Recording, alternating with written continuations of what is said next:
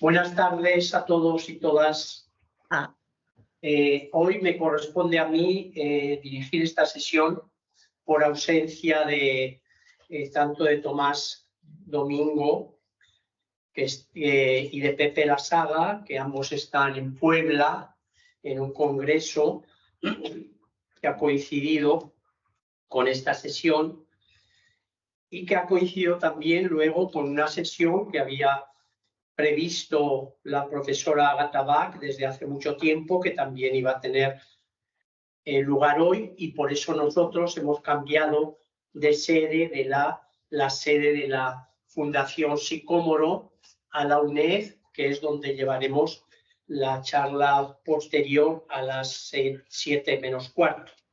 Hoy vamos a tratar un texto muy interesante de Ortega, del cual van a ser ponentes, dos ponentes privilegiados para nosotros. En primer lugar, Noé Expósito Ropero, que se ha convertido desde su juventud en una especie de referencia, por lo menos de la presencia de la fenomenología husserliana y orteguiana en la UNED. Noé hizo la tesis conmigo sobre la ética en Husserl y Ortega. Ha publicado ya la primera parte de la tesis sobre Ortega, que se ha convertido en referente, sobre todo por un punto que descubrió él, por lo menos para el campo en español, y sospecho que también para otros campos, que es el famoso hacer Lessing. Por esta historia de Lessing, de la que Melle habla en el prólogo del tomo 28 de la ética de Husserl, llegamos a la conclusión de que la estimativa de Ortega no es schelleriana, sino husserliana. Este punto es absolutamente decisivo para evaluar la ética de Ortega. Y Noé descubrió ese hacer Lessing que nos había pasado desapercibidos a todos los comentaristas de Ortega en español. Da pena que no se haya incluido ese prólogo en la edición del tomo 28 de Husserliana, en la traducción que ha hecho Mariano Crespo, porque es un tema decisivo para la filosofía española. Este hacer Lessing. Les recomiendo que lo lean en el libro de Noé. La segunda ponente es María Lida Mollo, o Mollo, porque es de origen argentino, pero instalada en Italia desde hace muchos años, de donde procede su familia. Por lo tanto, ahora es más Mollo que Mollo. Y bueno, pues para mí es una gran satisfacción el tenerla hoy aquí como ponente. María Lida trabajó con Giuseppe Cacciatore en la cátedra de Cacciatore en Nápoles, donde yo la conocí en el año 2007 en un curso de doctorado que di sobre la fenomenología de Ortega. Desde entonces, ese seminario dio lugar a mi libro de 2012 sobre la fenomenología de Ortega. Desde entonces hemos mantenido un contacto continuo hasta la actualidad. María Lida es experta en Zubiri, sobre el que ha escrito la monografía Il Reale e l'Irreale. Ahora está a punto de terminar la traducción al italiano, nada menos que sobre la esencia, sobre la que ha escrito ya un artículo muy largo sobre la esencia, un fructífero experimento lingüístico filológico. Ha traducido la metafísica de la expresión de Nicole al italiano, ha traducido también Sistema de Psicología y otros ensayos al italiano, y ha rehecho la traducción de Arpaya en Guida con Cacciatore. En la traducción de Arpaya pues había algunos errores garrafales en la traducción, por ejemplo, cuando Ortega dice, ¿cuándo aprenderemos a saber que el mundo no es ni materia ni alma? Pues en la traducción de Arpaya dice ni materia ni espíritu, cual es un error gravísimo. Entonces, en general, pues hay varios errores de ese tipo, y tanto en la traducción de Cacciatore y María Lida han rehecho en la edición de Guida esa traducción de Arpaya. En general, yo diría que María Lida es la representante más conspicua de la Escuela de Madrid en Italia. En general, el departamento de Cacciatore en Nápoles era todo sobre filosofía española, y no sabemos reconocer lo que ese departamento del profesor Cacciatore hizo por la filosofía española en Italia. Ahora la profesora María Lida Mollo es profesora en la Universidad de Calabria, y su objetivo pues, sigue escribiendo y enseñando filosofía española para ella, por la plaza que tiene en Calabria, lo hace desde una perspectiva lingüística. Con esto, pues, le estamos enormemente agradecidos a María Lida que haya podido venir aquí a estar presente en esta sesión. Sin más, os cedo la palabra. Muchas gracias. Bueno, pues muy buenas tardes a todos y a todas, y muchas gracias, Javier, por la presentación. Se nota el afecto que nos tienes, y en fin, es un placer, también una alegría compartir esta sesión con María Lida, amiga, compañera, así que, en fin, estoy muy contento de que estés aquí. Y bueno, para limitarme al tiempo que tenemos y no extenderme más de la cuenta, hemos dicho unos 20 minutos para dejar tiempo para el diálogo, que al final es más interesante. He preparado un breve texto de unas 5 páginas o así, que voy a leer, como digo, para limitarme al tiempo y dejar espacio para el diálogo. Entonces, sin más, paso a leer mi texto. Cuando seleccionamos los textos de trabajo para esta primera edición del Seminario de la Cátedra, pensamos que estos debían cumplir al menos 3 requisitos básicos. Primero, ser accesibles a lectores no especialistas en la obra de Ortega, incluso a no especialistas en filosofía. Segundo, que en pocas páginas, 20 o 30 páginas, nos ofrecieran una síntesis de algún tema o aspecto importante de la filosofía orteguiana. Y tercero, que nos mostraran la vigencia y actualidad de sus planteamientos para comprender y pensar críticamente nuestra realidad presente. Tal es el caso, como pudimos comprobar en las 2 sesiones anteriores del ensayo sobre misión de la universidad. Y en esta sesión intentaremos hacer lo propio con la serie de 7 artículos titulada ¿Por qué se vuelve a la filosofía?, publicada por Ortega en el periódico La Nación en Buenos Aires entre 1930 y 1931. Según me parece, podemos dividir esta serie de 4 en 4 grandes bloques temáticos.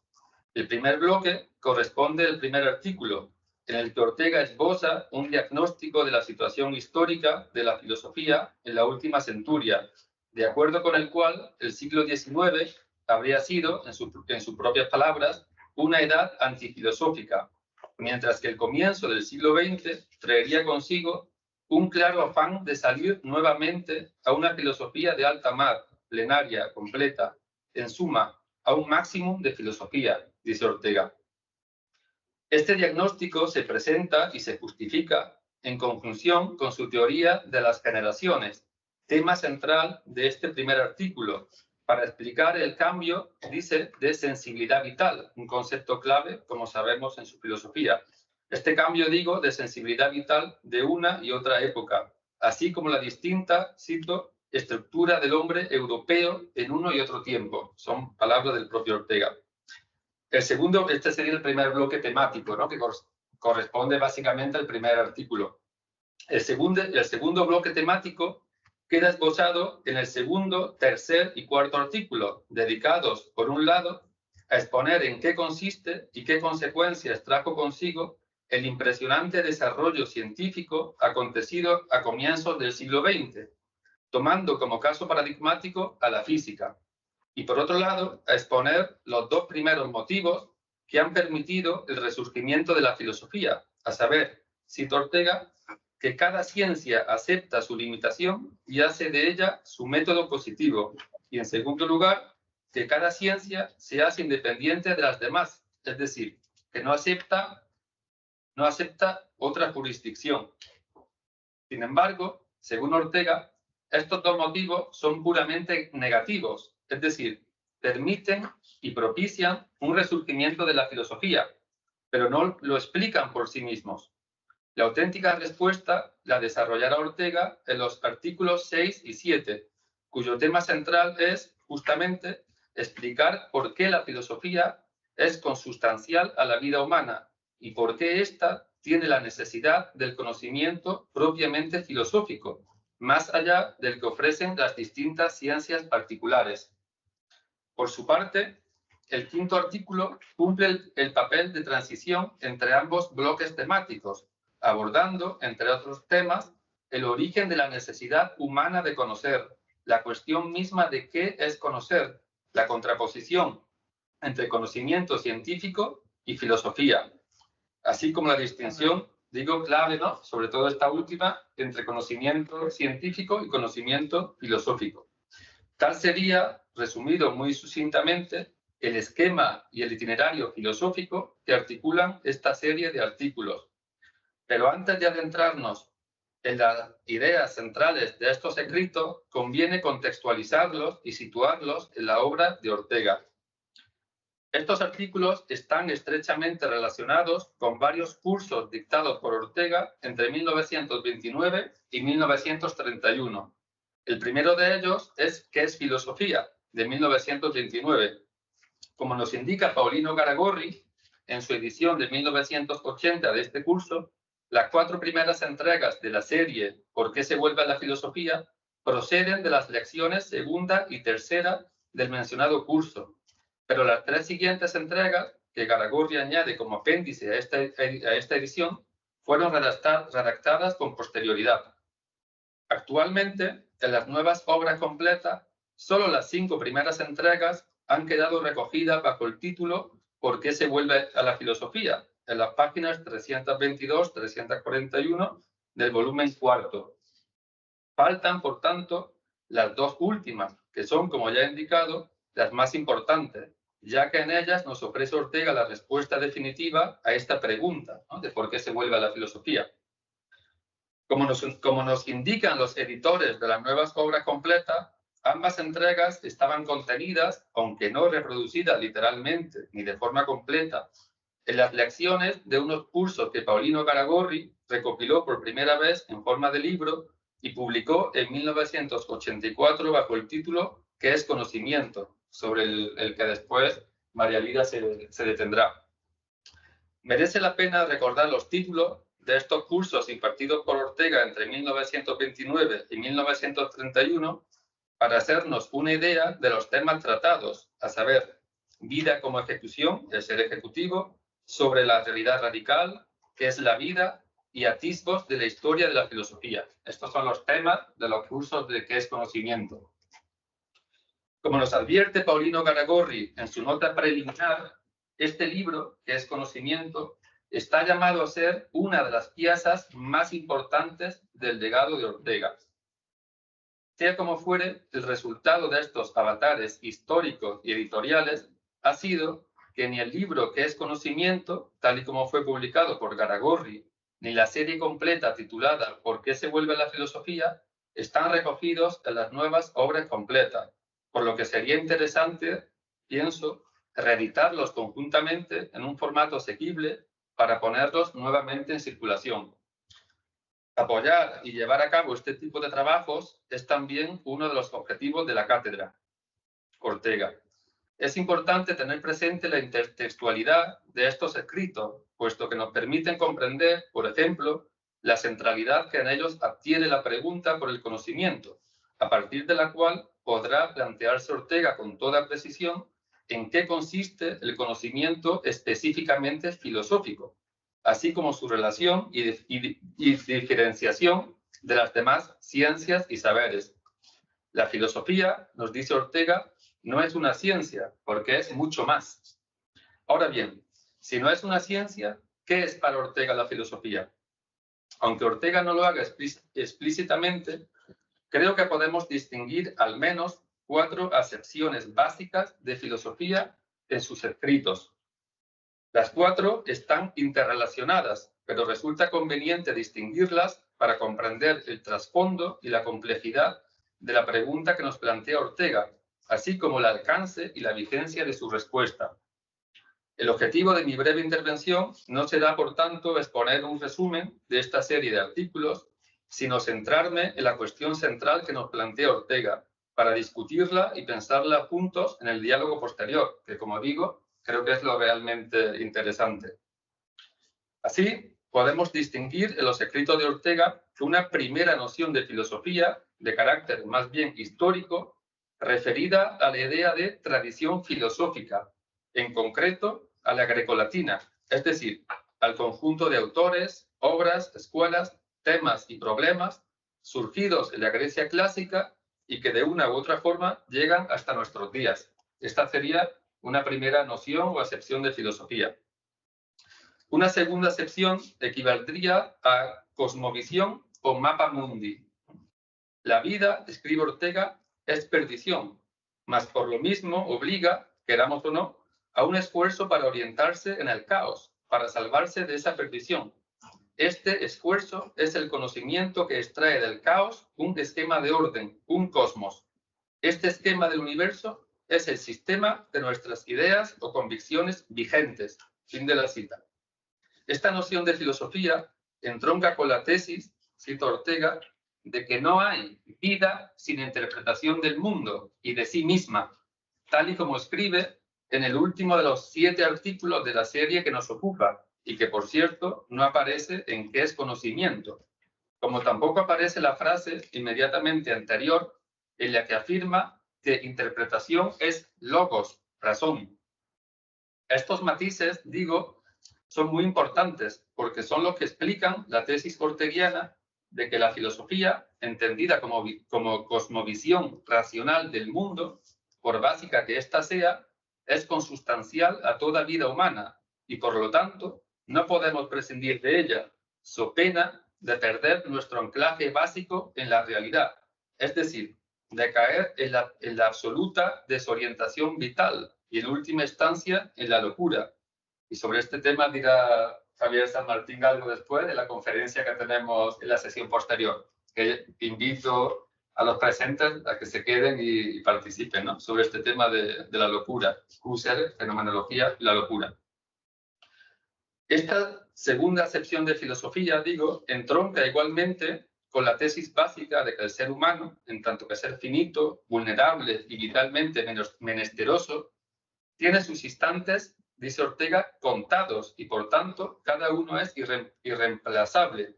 De ahí que, como nos recuerda Ortega, no podemos impunemente errar. Nos va en ello la vida, un trozo insustituible de ella. El hombre, escribe, tiene que acertar en su vida y en cada momento de ella.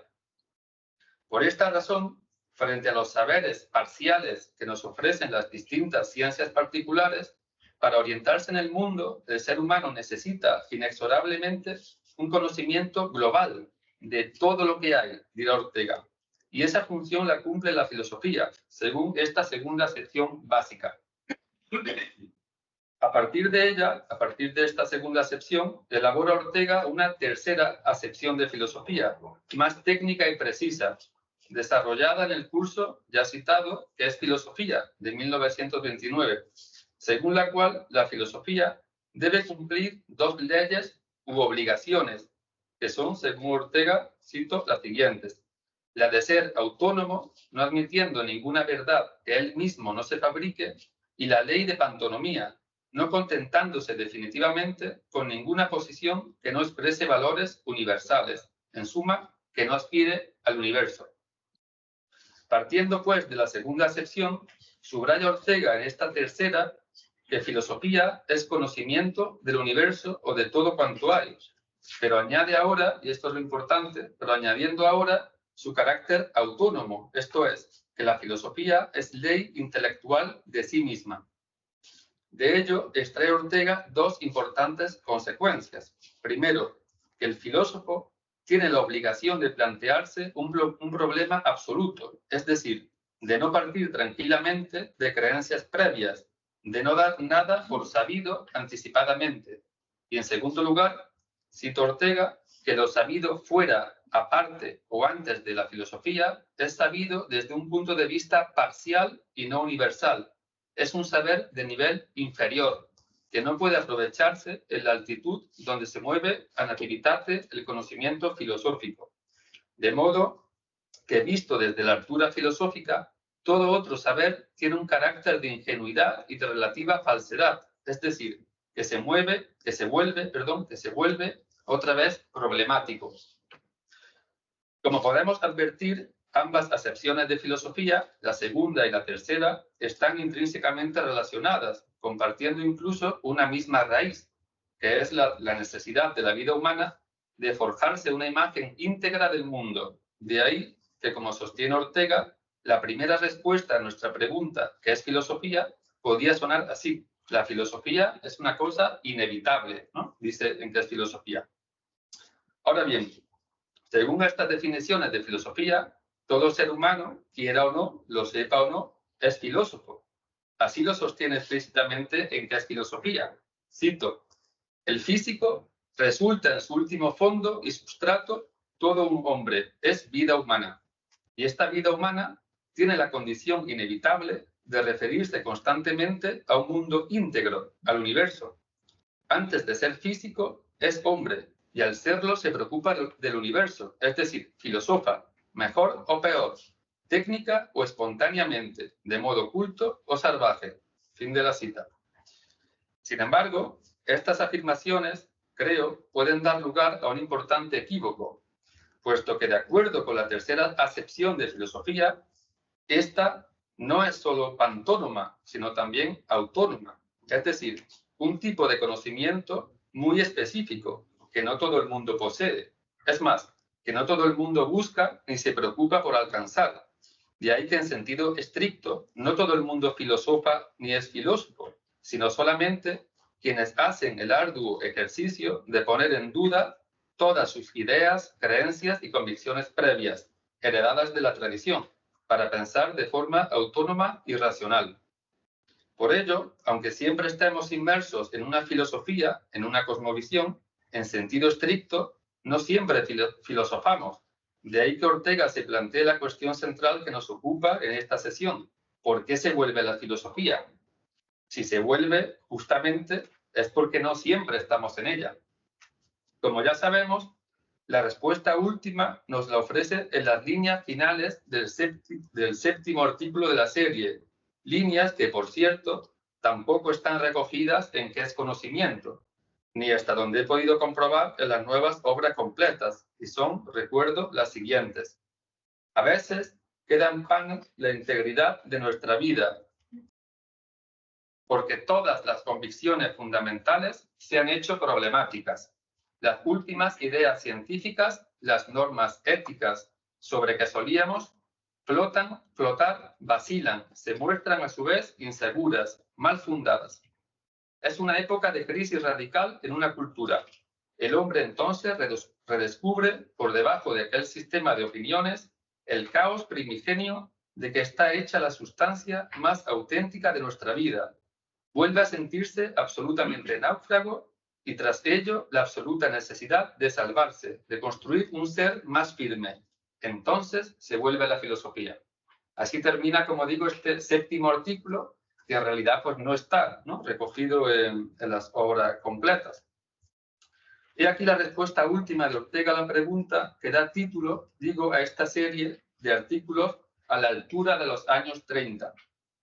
Este es el planteamiento de fondo en el que se enmarca también el texto que trabajaremos en la próxima sesión, emblemáticamente titulado, como sabéis, Los que estudian filosofía como profesión y los que buscan una claridad sobre la vida, de 1934, donde afirma que filosofía no es, por lo pronto, sino la sensación de que la vida, sin un cierto algo que por sí no tiene, sino que hay que buscar, es invivible. Ese algo es la claridad sobre la vida. Hasta aquí, ya voy terminando, hasta aquí las tres acepciones básicas de filosofía con las que opera Ortega en estos escritos. Sin embargo, a partir de los años 40, en la última etapa de su vida, Ortega reelabora una cuarta acepción o concepción de la filosofía, formulada a partir de la distinción técnica entre pensamiento y conocimiento, en escritos conocidos como Apuntes sobre el pensamiento, su teurgia y su demiurgia, ¿no? Un conocido escrito de 1941. No puedo entrar a fondo en esta cuestión, pero es importante señalarla y dejarla planteada para el diálogo, puesto que en ella reside, según me parece, una de las claves centrales para evaluar si realmente se produce una ruptura con los planteamientos anteriores o más bien hay una continuidad y desarrollo de los mismos. Ya adelanto que yo me inclino por esta última opción de continuidad, aunque los argumentos, en fin, son complejos, pero podemos entrar en el diálogo. La cuestión central es, efectivamente, la contraposición entre pensamiento y conocimiento, según la cual el conocimiento es un tipo de pensamiento, pero no a la inversa. De acuerdo con ello, el conocimiento que nos brinda la filosofía, escribirá Ortega ya en el 41, sería ahora una mera forma histórica de la vida humana, dice él, una mera forma histórica de la vida humana. Pero, prosigue, ¿no? Escribe Ortega, pero vemos antes de él otras maneras igualmente normales de afrontar el hombre el enigma de su vida, de salir de la duda para estar en lo cierto, y vislumbramos después de él otras posibilidades, lo que implica, según Ortega, que obtenemos por vez primera una filosofía que entrevé el fin o término de sí misma y preforma ensayos de reacción humana que las sustituirán, ¿no? Son conocidas estas frases de Ortega, esta tesis de Ortega. Esta historización radical de la filosofía atañe, por supuesto, a la propia filosofía de Ortega, lo cual nos obliga a pensar a fondo las implicaciones de esta tesis y si invalidan o no lo que hemos expuesto en las páginas anteriores.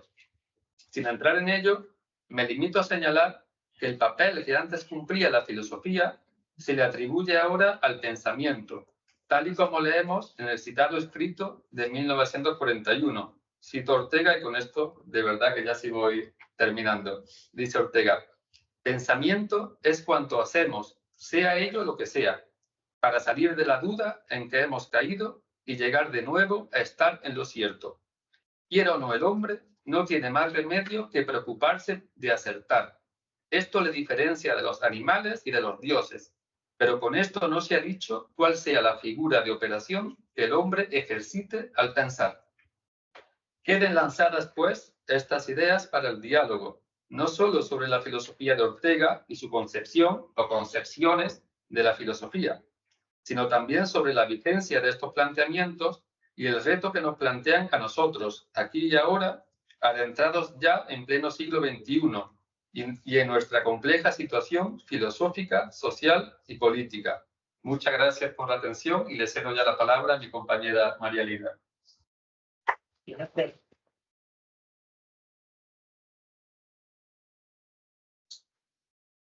Muchísimas gracias a Noé por la claridad, la precisión, al profesor San Martín, a nuestro maestro, así que somos compañeros en ser alumnos del profesor San Martín. Muchísimas gracias por la presentación demasiado generosa y muy cariñosa. Y bueno, yo quisiera concentrarme, como decía Noé, en el texto, ¿qué es el conocimiento?, ¿no? Esta pregunta radical, que es la continuación de por qué se vuelve a la filosofía. Y bueno, uno podría decir, ¿por qué uno es tan masoquista, ¿no? ¿Por qué se vuelve a la filosofía si es volver a una situación desesperada, ¿no? Según la definición que da de filosofía Ortega en la fase fenomenológica, que se mantiene en cierto sentido, ¿no? En sensación, construcción, intuición, ¿no? Es volver a una situación desesperada sin poder contar con ningún capital, liberarse de cualquier herencia, ¿no? Es una apuesta entre paréntesis de las creencias. Entonces, ¿por qué hay que hacer esto, no? ¿Y en qué desconocimiento? Dice Ortega, pero no será algo frívolo este ajetreo por conocer, porque vamos a definir qué es conocer. Conocer es captar el ser de las cosas. Pero este ser de las cosas es lo extraño, lo oculto, lo extranjero, justamente lo que no hay, ¿no? El ser de las cosas es lo que no tenemos. Lo que sí tenemos son las cosas. Y en esto sí que notamos un cambio de perspectiva importante respecto a Meditaciones del Quijote. Aunque Ortega, una vez tras otra, ¿no?, en más de una ocasión, quiera, como todo autor, ¿no?, reivindicar una cierta continuidad, ¿no?, como ya dije en Meditaciones del Quijote, como ya dije en el tema de nuestro tiempo, pero en Meditaciones del Quijote sabemos que convive la inspiración neocantiana, ¿no?, con la fuerte inspiración fenomenológica. En Meditaciones del Quijote, la filosofía, ahí tenemos otra definición de filosofía como ciencia general del amor, ¿no? Y la impresión es una saeta forastera que hiere la retina, y el concepto, ¿no?, tiene que poner orden, es un esquema ideal. Poner orden en las cosas son mudas, las cosas escupen el sentido, dice Ortega. Las cosas no, la tácita fisonomía de las cosas, dice en Meditaciones del Quijote. Aquí, en este nivel, en qué es el conocimiento, las cosas están estructuradas, organizadas, dadas como cosas ya ordenadas. No es el yo que pone orden en las cosas. Lo que sí es objeto de creación es el ser de las cosas. Y el ser de las cosas es un esquema ideal, es un escorzo finito de lo infinito.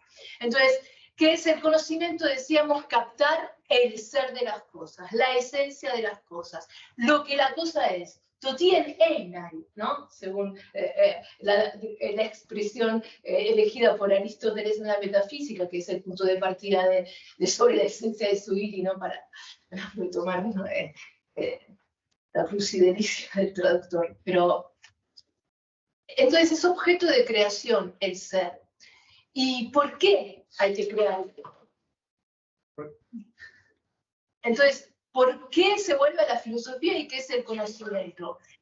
Entonces, lo que quiero decir es que en estos textos, y se ve muy claramente en qué es el conocimiento, lo que tenemos es una ontología arraigada en la metafísica de la vida, ¿no? Aunque parezca masoquista o como dice, frívolo, ajetrearse, porque sí, en buscar algo que ni siquiera lo hay, es algo necesario, vitalmente necesario. ¿Para quién? Para el hombre como vida, como ejecución. Aquí también tenemos una acepción de la ejecución que en este marco de la metafísica de la vida solo es la ejecutividad del yo en términos estéticos o de estética fenomenológica, sino que sí tenemos claramente una metafísica de la vida, por la cual la vida es qué hacer, es como ya había dicho facendum. En Italia se usa la pronunciación eclesiástica del latín, se dice faciendum, ¿no? No factum, sino faciendum, pero en Italia se dice facendum. Faciendum. Ya lo hispanizo directamente. Pero bueno, entonces es qué hacer, ¿no? Qué hacer del hombre que es finito, ¿no? Y justamente porque es finito, le urge hacer. Y bueno, entonces dice, las cosas las tenemos, dice Ortega, ya las tenemos, estamos sitiados por las cosas. No tenemos que crear las cosas. Tenemos que crear su ser como ese esquema que me permite prever lo que las cosas serán, ¿no? Es una forma de forjar el siempre de las cosas. Entonces yo lo que quisiera hacer, o sea, demostrar que esto que es el conocimiento es un texto de ontología radicado en la metafísica de la vida. Esto no es pragmatismo, esto no es historicismo, son todas lecturas legítimas, posibles. La de mi querido maestro era una lectura historicista, ¿no? Una lectura historicista ya del tema de nuestro tiempo. Pero lo que yo quisiera es, en cambio, subrayar una ontología que, a su vez, o sea, está basada, radicada y arraigada en la metafísica de la vida, pero para esta ontología es esencial una fenomenología del tiempo, una fenomenología de la temporalidad. Por eso dice, el ser de las cosas es el siempre forjado. Yo preciso saber lo que las cosas serán. Preciso prever su siempre. Por eso el concepto de futurición es fundamental, ¿no? En qué es filosofía y es el trasfondo de este texto, que es el conocimiento. Y lo que sí yo noto también es que si en más de una ocasión Ortega, tenemos en Ortega una fenomenología de la percepción de objetos que duran, ¿no? En la que es posible, y esto ya lo ha demostrado ampliamente Javier San Martín, mostrar la importancia que tiene Husserl y la viabilidad de una lectura fenomenológica y sobre todo del método genético de la fenomenología en la lectura, ¿no?, de Ortega. Aquí vemos, o sea, estamos acostumbrados a un Ortega que nos habla de la manzana fraudulenta, ¿no?, como en El hombre y la gente, de la que al final Adán y Eva cometieron ese enorme pecado y nunca, ninguno de los dos vio la misma manzana, no vieron la misma manzana, cada uno de ellos vio un lado de la manzana. Y lo mismo dice de la naranja o del arco roto. Entonces, casi siempre vemos declinado en términos espaciales el fragmento. Aquí, en cambio, está declarado claramente, o sea, está afirmado claramente en términos temporales. Yo veo que sí, este texto que es el conocimiento es un texto en el que juega un papel esencial la temporalidad. Es un texto del año 31, ¿por qué se vuelve a la filosofía? Es del 30, en el 28 Ortega había escrito Meditación de nuestro tiempo, o sea, esa conferencia dictada en Buenos Aires en el año 1928, que es el mismo año de la publicación de la Fenomenología de la Conciencia Interna del Tiempo, y en Meditación de nuestro tiempo Ortega acuña el término protensión. Protensión. Término que no aparece registrado, que no está registrado ni en ninguna edición del diccionario académico, en el CORDE, en el CREA no aparece, sí aparece en el diccionario de filosofía de Ferrater Mora, aparece pero con referencia, bueno, aparece en una cita de la crítica de la razón pura, ¿no?, de Kant, cuando se dice la felicidad como deseo de protensive, ¿no? Y en una cita justamente de Husserl, ¿no?, en el diccionario de filosofía de Ferrater Mora. En el texto Meditación de nuestro tiempo del 28, Ortega dice: ese ahora fugitivo es nuestro pasado, que sigue siendo nuestro, que forma parte de nosotros, que viene a ser como la espalda de la actualidad, ¿no? La espalda, o sea, la ritencio es la espalda, ¿no?, de la presencia. Pero no es solo la ritencio lo que está articulada, ¿no?, con la presencia, sino también la protencio. A mí me gusta ver, ¿no?, cómo encontramos la huella de Ortega en Julián Marías y luego en el hijo, Javier Marías, ¿no? Recordemos Negra espalda del tiempo, de Javier Marías. Aquí Ortega dice, la espalda de la actualidad es la ritencio, y al que podemos siempre volvernos y encontrarlo por medio de retenciones de reminiscencias. De modo que todo ahora se descompone en dos trozos que lo integran. Estoy citando de Meditación de nuestro tiempo, Introducción al presente de la conferencia del 28. Entonces, de modo que todo ahora se descompone en dos trozos que lo integran: el efectivo y actual ahora, entre comillas, y el antes o pasado que se articula en aquel, que va montado en él. Pero no es este solo el contenido del ahora, no es solo el actual más el recuerdo de lo pasado. El ahora incluye, pues, junto a la retención del pasado, la protensión, escrito con C, hacia el futuro. Protensión hacia el futuro, ¿no? Cuando la primera vez que aparece en español la palabra protensión, el préstamo adaptado, ¿no?, de protensión, de Husserl, de la conciencia interna del tiempo, la protencio, ¿no? O protentio, según la pronunciación del latín científico. Entonces, las cosas, decíamos, ya están sitiándonos, están halagándonos u ofendiéndonos. No hay que crear las cosas, sí hay que crear su ser para que nos dé seguridad, ¿no? ¿Por qué? Porque tenemos conciencia de la finitud. No tenemos no tenemos, no vivimos nuestro nacimiento ni nuestra muerte, dice Ortega, que es el conocimiento. Entonces, si, en cierto sentido se puede ver, se puede notar la presencia de Sein und Zeit, ¿no?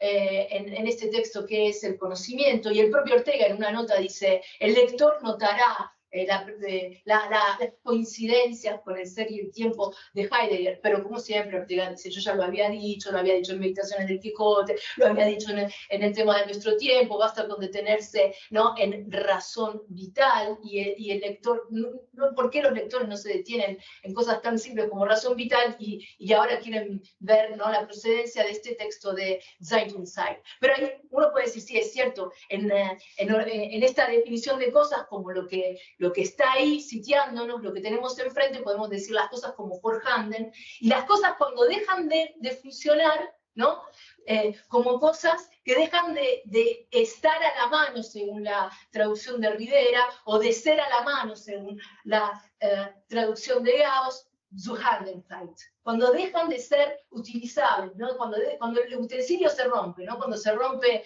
la herramienta, ahí entonces dejan de estar a la mano. En italiano se dice sotto mano, vorhanden, y a la mano, zuhanden, ¿no? En las traducciones, en cambio, al español tenemos estar ahí, vorhanden, ¿no? Vorhandenheit, estar ahí, de Rivera, ser ante los ojos. La base en alemán es la misma, hand, mano, ¿no? Por eso la traducción de Chiodi mantiene la base nominal, mano. Sotto mano, vorhanden, a la mano, zuhanden. Mientras que Gauss dice ser ante los ojos, vorhandenheit, ser ante los ojos. Aquí hay un ghost translator, ¿no?, que es Zubiri, porque Zubiri, ¿no?, está presente como consejero de Gauss, según lo que dice en Introducción a la Serie del Tiempo, ¿no? Gauss dice, yo me encontraba en el 33 una vez por semana con Zubiri, todas las semanas nos veíamos y yo le pedía consejo para traducir. En la versión, en cambio, de Rivera, Zubiri está asimilado hasta el punto de traducir Sein con estar, ¿no? Claro, es una operación discutible, porque si uno lee Sein und Zeit en la versión de Rivera, no entiende por qué existió Zubiri, no, Zubiri no existió solo como quien ha criticado a Heidegger, pero no se entiende la crítica a Heidegger si uno lee Serie de Tiempo donde Sein está traducido con estar. Pero bueno, de todas formas, lo que quiero decir es que sí está presente Heidegger, según lo que admite el propio Ortega, pero hay una peculiaridad orteguiana que surge muy claramente y que les decía que hay que relacionarla con la metafísica de la vida y con el texto Vida como ejecución del 29-30, ¿no?, el ser ejecutivo. Hasta cuando habla del aburrimiento, en este texto que es el conocimiento, Ortega hace hincapié en el hacer del aburrimiento, que es matar el tiempo. Mientras que si vamos a ver una descripción exhaustiva, ¿no?, del aburrimiento, del temple del aburrimiento, de la Stimmung del aburrimiento en los conceptos fundamentales de la metafísica del 29-30, ¿no?, Mundo, Finitud, Soledad, de Heidegger, vemos este parágrafo que se titula El pasatiempo y el mirar el reloj, el ser aburrido como un paralizante ser afectado por el curso moroso del tiempo, paralizante ser afectado, mientras que para Ortega el aburrimiento es un hacer. ¿Qué es este hacer? Matar el tiempo, ¿no? Siempre el ser ejecutivo que domina, ¿no?, que en la definición del hombre como de la vida humana como qué hacer, ¿no? Y bueno, entonces, ¿qué es? Decíamos, el saber es captar el ser de las cosas. Y el no saber no es igual a ignorar, dice Ortega, ¿no? Porque yo ignoro lo que me importa, yo ignoro lo que me hace falta saber para poder vivir. Pero hay cosas que no sé y que no ignoro. Entonces dice, yo no sé cuántos pelos tiene la liebre blanca, estoy citando de qué es el conocimiento, yo no sé cuántos pelos tiene la liebre blanca que precisamente ahora corre por el paralelo ártico, no lo sé. Pero no lo ignoro, porque a mí no me importa de cuántos pelos tiene, ¿no? Como no me importa de las paradojas de Euclides de Mileto, de los megálicos, ¿no? De cuántos granitos de arena para hacer un montón, ¿no? Y cuándo deja de ser un montón, cuántos granitos tengo que quitar para que el montón de arena deje de ser un montón. Que por otra parte, son las preguntas que hacen en los test cognitivos, ¿no? Cuando y ponen nota y nota baja y preguntan ¿y cuántas pestañas hay en un ojo? ¿Y cuántos fósforos hay en una cajita? Y yo qué sé, ¿no? Uno dice, nunca me lo he planteado. ¿Y cuántos asientos hay en un vagón de tren? Claro, si estoy cargada de maletas, cansada de dar clase, ahí sí, por ahí me pongo a pensar cuántos asientos hay en un vagón, pero así, si no estoy en el mundo, no fuera del mundo, no es que puedo ponerme a calcular, porque yo me oriento en mi circunstancia. Y esta crítica es la misma que le había hecho Heidegger al texto de Kant de 1786, ¿no? ¿Qué significa orientarse en el pensamiento? Kant decía, me oriento en el pensamiento por la derecha y por la izquierda, ¿no? ¿Qué es orientarse? A partir de Oriente, ¿no? Establecer las otras regiones. Y me oriento a prioricamente porque tengo la derecha y tengo la izquierda. Pero el ejemplo que pone Kant es el ejemplo de uno que se tiene que orientar en una habitación con la luz apagada y todo ha sido desordenado, pero ¿cómo se orienta? Se orienta porque reconoce un objeto. Claro, y dice Heidegger en el parágrafo 23 de Zeit und Zeit, pero este hecho de que dice que se orienta por haber reconocido un objeto significa que la orientación siempre es algo que acontece en un mundo, no es algo a priori, ¿no? Y para Ortega yo me oriento en la circunstancia, no me puedo orientar así, ¿no? Fuera de la circunstancia, no me puedo orientar. Me oriento ¿por qué? Porque estoy situado, me oriento porque tengo un cuerpo, porque tengo un cuerpo que se mueve, ¿no? Y entonces no hay orientación a priori. Otra cosa que quisiera, bueno, decir, concluyendo, porque creo que tengo que concluir, me parece que sí, ¿no? Bueno, lo de la calma de las cosas, el hecho de que la vida es una vida de prisa, ¿no? Es una afirmación que encontramos en qué es el conocimiento, la vida es una vida de prisa, y entonces aquí sí que tenemos algunos temas que van a aparecer en Ideas y Creencias, en torno a Galileo, en esa, o sea, se vuelve a la filosofía porque se vuelve con la filosofía una situación originaria, principial, ¿no? Diría Zubiri. ¿Por qué originaria? ¿Por qué? Porque la vida es originariamente naufragio. Y la idea surge como una estrategia para salvarse, ¿no? Y entonces la cultura es una cultura para la vida, según lo que hemos visto gracias a las intervenciones de la saga Medina y de San Martín, comentando Misión de la Universidad. Quisiera recordar, porque veo que está conectado Armando Máspolo, que Armando Máspolo ayudó muchísimo a mi maestro, Giuseppe Cacciatore, a nuestro maestro, en la redacción de uno de sus últimos textos, Misión de la Universidad, sobre la misión de la universidad, ¿no? Y entonces veo que el criterio que han escogido, como lo revelaba Noé, ¿no? En la elección de los textos, bueno, además de la continuidad temporal, sí tenemos en Misión de la Universidad esa idea por la cual hay que podar la selva tropical de los saberes y dejar, ¿no? Y lo que queda, ese residuo valioso, es lo que sirve para poder vivir, ¿no? Entonces, por eso lo de los pelos de la liebre no es ignorar eso. O sea, no saberlo no es ignorarlo porque no sirve para la vida. Y entonces, el saber es esta una ontología, decía, arraigada en la metafísica de la vida, pero que está al servicio de la vida. Y no hay que confundir lo que le sirve a la vida, lo que es funcional a la vida, con lo que es útil. Por eso este texto tampoco se puede enmarcar en el cuadro del pragmatismo, ¿no? Donde, según dice, ¿no?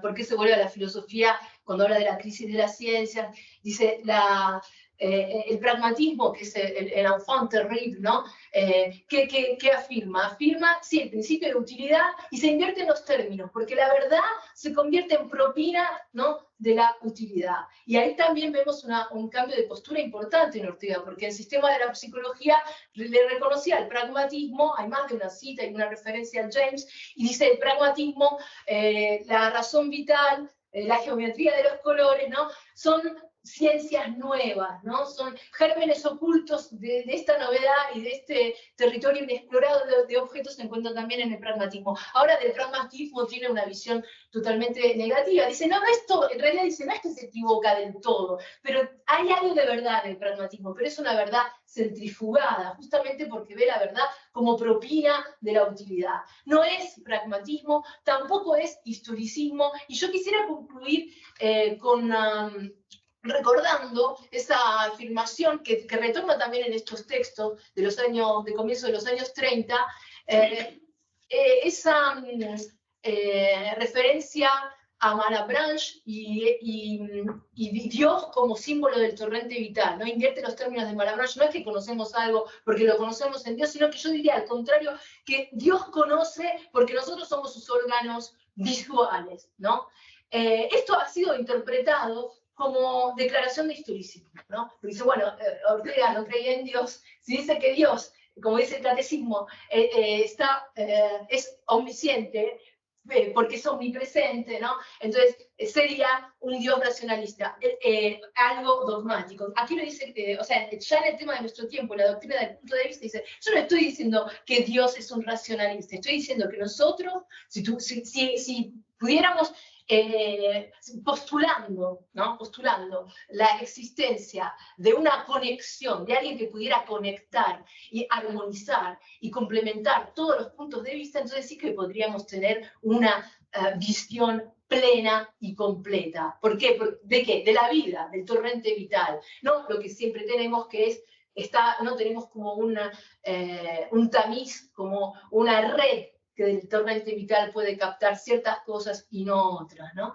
Entonces, cuando dice en el tema de nuestro tiempo, solo que Dios, como dice el catecismo, está en todas partes y por eso goza de todos los puntos de vista, y en su ilimitada vitalidad recoge y armoniza todos nuestros horizontes. Dios es el símbolo del torrente vital, a través de cuyas infinitas retículas va pasando poco a poco el universo, que queda así impregnado de vida, consagrado, es decir, visto, amado, odiado, sufrido y gozado. Sostenía Malebranche que si nosotros conocemos alguna verdad es porque vemos las cosas en Dios, desde el punto de vista de Dios. Más verosímil me parece lo inverso, que Dios ve las cosas a través de los hombres, que los hombres son los órganos visuales de la divinidad. Entonces lo que sí podemos decir, siguiendo a Javier San Martín, es que lo que encontramos es una reducción, ¿no?, del mundo a horizonte, una reconducción a la intersubjetividad trascendental. Y esto está en el tema de nuestro tiempo, está en qué es el conocimiento y está en por qué se vuelve a la filosofía. Yo creo que ahora sí me tengo que detener. Muchas gracias.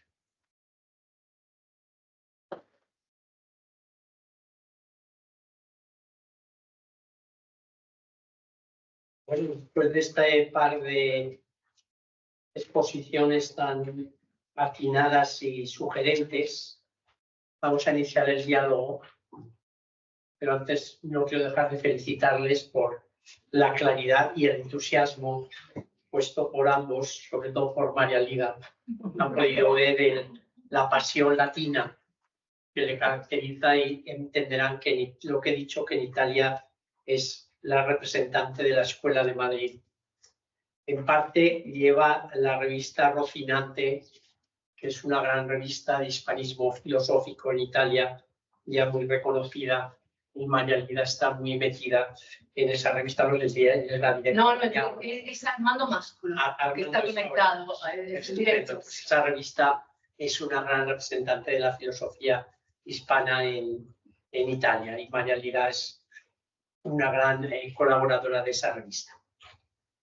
Tenemos la palabra y bueno, pues abrimos el diálogo sobre estas sugerentísimas intervenciones de ambas, y tenemos pues casi una hora de diálogo. ¿Quién mira los...? Bueno, los presentes o alguien que esté conectado, que quiere comentar o vamos. Es que yo no tengo la... Sí, yo estoy viendo, si alguien levanta la mano, pues la miremos, ¿no? El turno. Una pregunta yo quería hacerle a Noé, porque me ha sugerido, cuando ha dicho que ese texto no estaba en las obras en las obras de Garagorri, quería preguntarle exactamente dónde está el texto, eso que falta en Noé Garagorri, que no me ha quedado claro.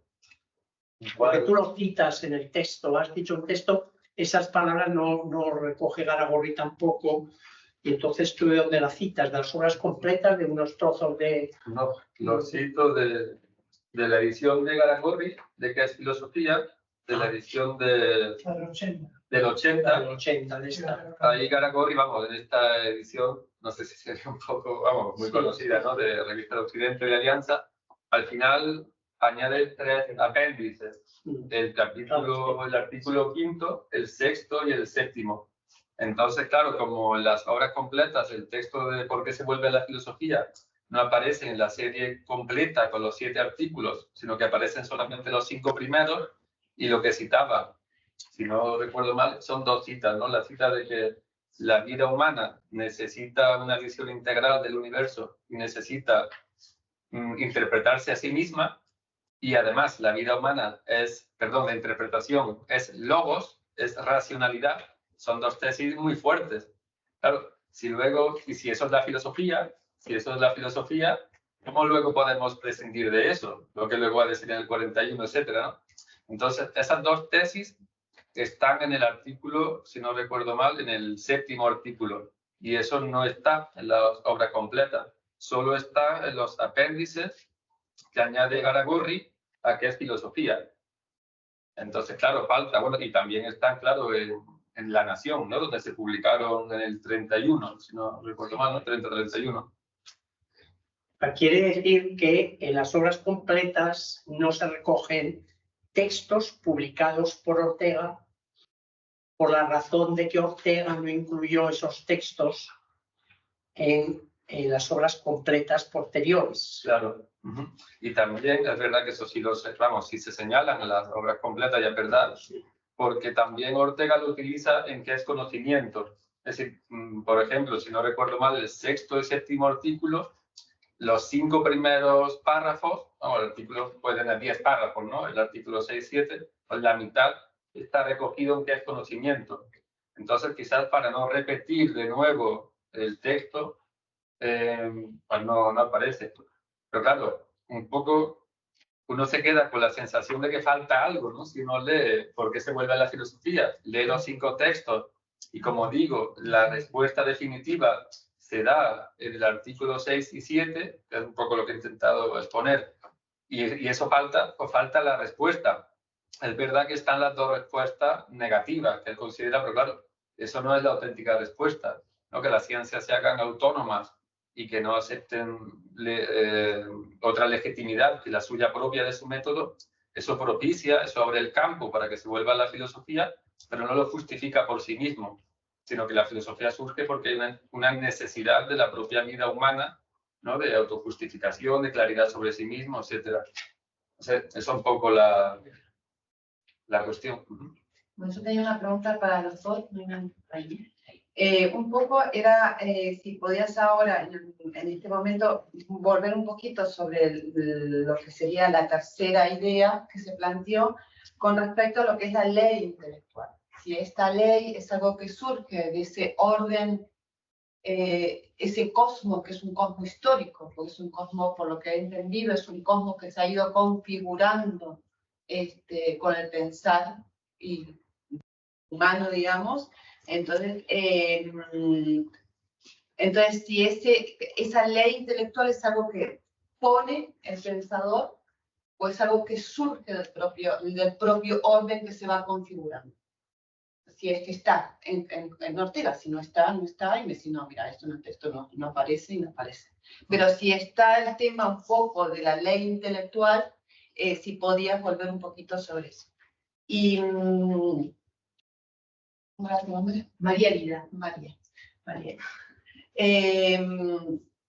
Bueno, muy curioso, muy interesante. Me gustó mucho lo que has leído, lo que has contado. Me voy a ir corriendo el texto. Quería preguntarte, porque sí, con todo lo que fuiste leyendo se oía que la influencia, o ya había pasado por Heidegger, ¿no? Ya había tenido clases con él, ya, es decir, se escuchaba, ¿no? Entonces quería preguntarte también si dentro de este texto o en su confluencia con los otros que fuiste mencionando, él trae el tema de memoria, del Denken, ¿no? Es decir, porque Heidegger en eso, el pensar es un Denken, tanto pensar en, es un pensar donde justamente donde entra en juego justamente es la retención, la protección, es decir, es un pensar que piensa el pasado, el presente y el futuro, no en una linealidad, sino en una confluencia, ¿no? En un reunir, es decir, la memoria es ese retenerse, ¿no? En esa confluencia, soportar esa confluencia, ese espacio-tiempo que hay. Entonces, simplemente si, como en Heidegger, en un momento dado, cuando ya habla de pensar, está pensando también en memoria, en el Denken, si Ortega también lo va dejando entrever. ¿Qué juego cómo empieza a jugar la memoria en Ortega, teniendo en cuenta lo que ya vimos antes, con toda esta filosofía, ¿no? Esta tradición filosófica que realmente es una tradición de pensar? Entonces me parece como que si entra en juego el tema de la memoria, del pensar como memoria, si tiene que ver, se puede ir hilando esta idea de una filosofía que es una historia de pensamiento, ¿no? Que fue un poco la primera idea que vos presentaste. No sé, se me ocurrió, iba... Sí, vamos, sí, muy brevemente, claro. Es el tema de qué es filosofía. Es decir, el curso de qué es filosofía está dedicado justamente a eso, ¿no? A desarrollar la idea de filosofía como un conocimiento autónomo, se dirige al todo, no es particular, y sobre todo, y creo que eso es lo que añade esa tercera acepción de filosofía, que es autónomo, y que es autónomo significa que se legitima a sí mismo, es decir, que busca evidencias, que no recurre a la tradición, que no recurre a creencias. Claro, por eso Ortega, él se considera heredero de Descartes, ¿no? Dice, es lo que se iba a decir, bueno, de Lenin. Solamente que él, pero claro, solamente que él dice que es un cartesianismo de la vida, es decir, la evidencia no es el yo pienso, sino el yo vivo, es decir, me sé viviendo. Pero ese tipo de evidencias de vamos a decirlo así, de evidencias, de intuiciones, vividas en primera persona, por eso también la importancia del método fenomenológico, son las bases del pensamiento filosófico. En ese sentido es autónomo. Claro, por eso yo decía que sí que veo continuidad, porque luego si la vida humana necesita interpretarse, por eso insistía en esa frase, interpretación es logos, es razón, claro, eso no es decir cualquier cosa, porque aunque luego diga, ¿no?, en el 41, que la filosofía es una forma más, que que esa tarea o esa función la puede cumplir el pensamiento, y que hay diferentes tipos de pensamiento, como puede ser el poético, el estético, pero claro, pensamiento estético, pensamiento poético u otro tipo de pensamiento cumple esa función y es racional o no es racional. ¿En qué sentido se está abandonando esta tercera sección de filosofía? O es más, ¿en qué sentido se puede abandonar? Esa es la cuestión. Yo creo que eso también de alguna manera atañe. Es decir, hoy se habla de la posfilosofía, ¿no? Se habla Heidegger sobre todo, ¿no? Un pensamiento posfilosófico. Estamos en el pensamiento, en el Denken, ya no es filosófico. ¿Qué significa eso, no? Hay un texto me estaba acordando ahora cuando dijiste que te llamaba mucho esa noción de interpretar, creo que sí es en Diálogos con un japonés, ahí en Camino al Habla de Heidegger, donde él dice que el hombre es hermeneuta porque porta el pensamiento. Es aquel que porta el pensamiento. Y también está eso en qué significa pensar, ¿no? Ese portar el pensamiento que tiene que ver con el tema de la memoria. Y en ese sentido es el hermeneuta. como portador de un pensamiento. Sí, sí. Pero es interesante lo de la ley, me pareció como, si es que, ya te digo, entonces no es una ley que viene dada, sino que es el hombre, digamos, el que pone esa medida, digamos. Volvemos de vuelta al tema de quién pone la medida. Es decir, el hombre es el que pone la medida, no es que el hombre toma la medida. En Ortega, entonces. Es el que la pone, si estamos en un Descartes, es el que la pone.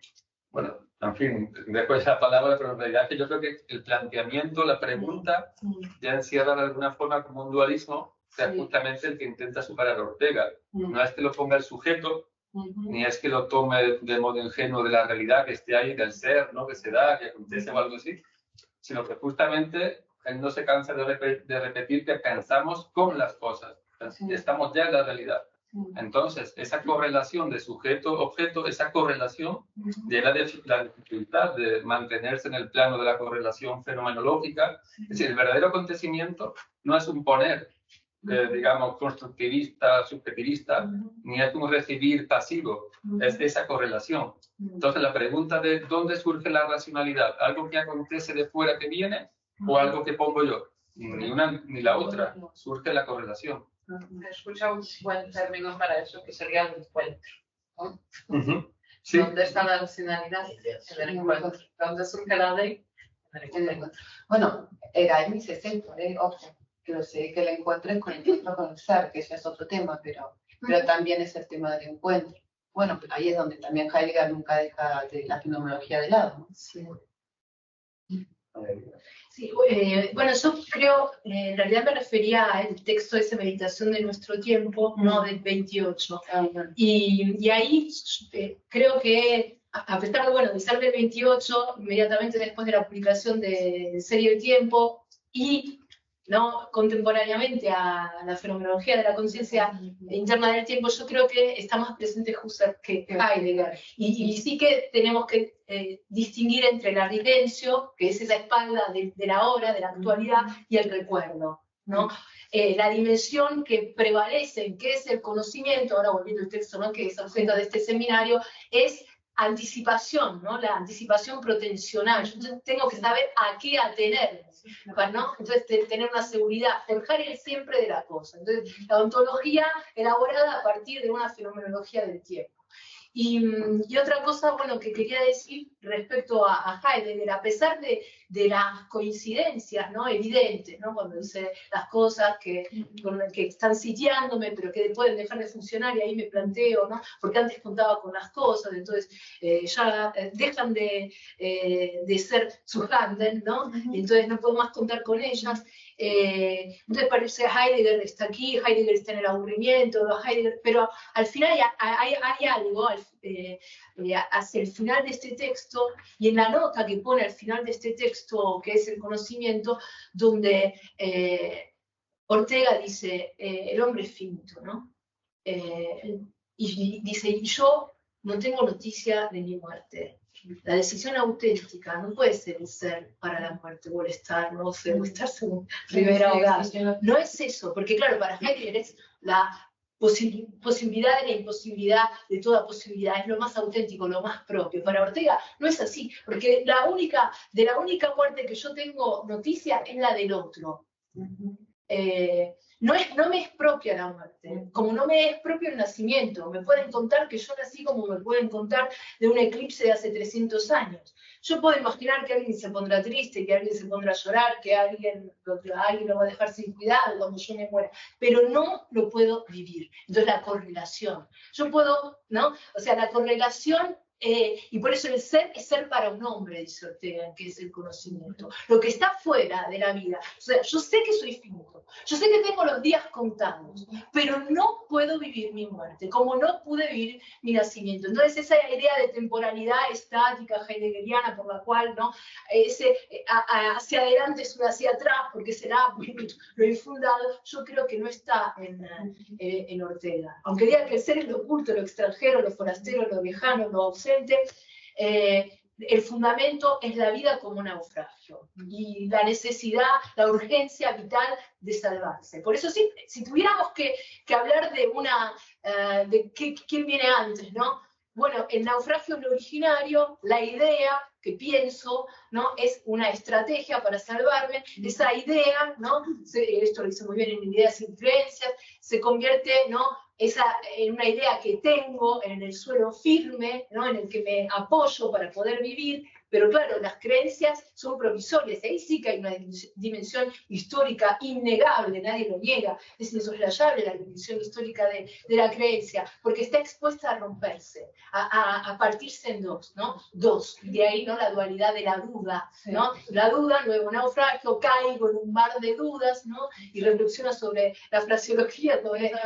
Caigo en un mar de dudas, entonces, ¿qué hago? Preciso otra idea, ¿no? Y entonces se activa el ingenio para la fantasía, para crear una idea como salvavidas. Aquí habla el balsa, ¿no?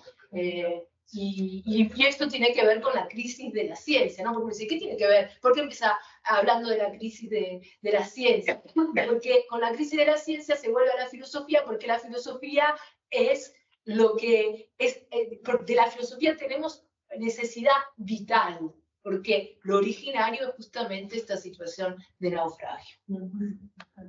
Entonces, ese partir sin supuestos, esa condición de seriedad, esa condición de orfandad, ¿no? Que parece, ¿por qué uno tiene que, por qué tienes que querer una cosa así? Pero es necesaria porque es lo que más responde a la verdad de la vida, o sea, a lo originario de la vida, que es el naufragio. El peligro, ¿no? Cuando dice de Nietzsche que es ingenuo, cuando ¿no? exhorta a vivir peligrosamente. O sea, la vida es de por sí peligro. Una vida segura es una contradicción en términos, ¿no? Por eso la vida es deprisa y por eso nos desesperamos cuando se rompe el coche, mientras que a Dios lo tiene sin cuidado. Dios va a pie.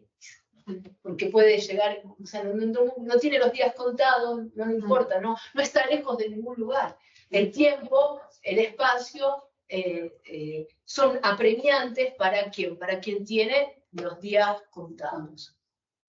Yo quería una precisión terminológica que la has dicho muy bien y me gustaría dejar señalada, muy subrayada.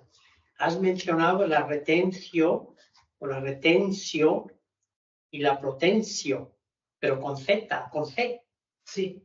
Es que, claro, las palabras son retensio, retención en castellano-español y protención en castellano-español. Sí. Pero es que en Argentina y en México y en América Latina se está escribiendo con S. No, y en el original está con C. Claro. Y entonces, exactamente, porque viene de protener y retener. Y en cambio, si lo cambiamos a S, viene de protender y retender. En protender tendría algún sentido, en retender no. Por tanto, se está cometiendo un error terminológico en la fenomenología latina, y digo expresamente latina porque está extendida en América Latina, tanto el término retención como protensión, que vienen de retención y de protensión. Y me parece un profundo error y me gustaría que quede señalado que los términos originales son proten con C y en los dos casos, porque vienen de retener y de protener. Pasa lo mismo que ocurre en la traducción de Antonio Cirión de Ideas, que quita la S de consciente y pone consciente. Claro, aparte de una falta de ortografía, es un concepto que consciente no existe, porque consciente, pronunciado consciente no existe, y pronunciado consciente tampoco existe. Y es un error que a mí me parece que deberíamos evitar en la fenomenología en español. Si os parece, vamos abriendo para nuestros colegas que están online. Jesús Enrique, luego Victoria, luego Carlos. Adelante. Buenas tardes para todos. Muchas gracias por la presentación. Bueno, en función de... ¿Me escuchan ahí? Sí, te escuchamos. Gracias. En función de la evidente relación o digamos que los ecos que se encuentran entre Heidegger y Ortega, quería preguntarles a los dos exponentes, al profesor Noé, etcétera, ¿cuál es la relación que identifican o la importancia que tiene la afectividad en términos del acceso al conocimiento o en relación con el conocimiento en Ortega? Esto en virtud que, por ejemplo, para Heidegger, en términos de un hilo de la comprensión fundamental y como un existencial fundamental del Dasein, o como un elemento primordial de la comprensión, y que en el segundo Heidegger se va a desarrollar con mayor énfasis, lo mismo que ocurre un poco en el trabajo de Nietzsche, el concepto de valor y valoración en términos afectivos tiene una importancia determinante para el conocimiento. Pues quería ver desde ustedes, porque justamente estoy aprendiendo de Ortega. Con ustedes quisiera saber cómo identifican esa asociación entre lo afectivo y el conocimiento. Porque pues hay un texto de Ortega muy interesante que es la introducción a una estimativa donde intenta resolver o resuelve la pregunta sobre qué son los valores, y allí dedica un espacio importante a ubicar los valores y un grado de conciencia particular del hombre para poder acceder a esa valoración, ¿no? Entonces, si hay algún vínculo entre ese acceso al conocimiento, ese grado de conciencia y pues la afectividad específicamente. Digamos que como esa es mi pregunta. Muchas gracias. Bueno, sí, vamos muy brevemente. Sí, claro, al final es justo el punto que estamos comentando, que yo creo que es la clave de la serie de artículos y de la tesis de Ortega, que es decir, se conoce porque se necesita orientarse en la vida. Y esa desorientación no es algo neutral, es decir, no es una creencia neutral, como puedo creer en otra cuestión o no creer, es decir, sino que es algo que produce desasosiego, que produce angustia. Entonces, en ese sentido, de hecho, después de la conferencia de Javier, yo creo que insistiremos, saldrá este tema, ¿no? Hay creencias básicas que si se pierden, pues claro, esas creencias son afectivas. Y entonces, la necesidad, la raíz del conocimiento es afectiva, totalmente afectiva. En fin, no me enrollo sobre este tema, pero hace un par de años, creo, se publicó un número monográfico sobre el giro afectivo en la fenomenología en la revista Tópicos del Seminario de México. Y bueno, hay varios textos sobre Scheller, sobre Husserl. Yo escribí un artículo que se titulaba justamente así, La dimensión afectiva en la filosofía de Ortega, existiendo en estos temas, ¿no? En el tema de los valores, de la estimativa, es la raíz de la ética, desde luego, que es un tema que, bueno, que se conoce un poco más, pero exactamente para el conocimiento es exactamente igual. Yo creo que sí. Es la raíz de la necesidad de la vida humana de conocer para orientarse. Vamos, no sé si muy brevemente es lo que yo diría.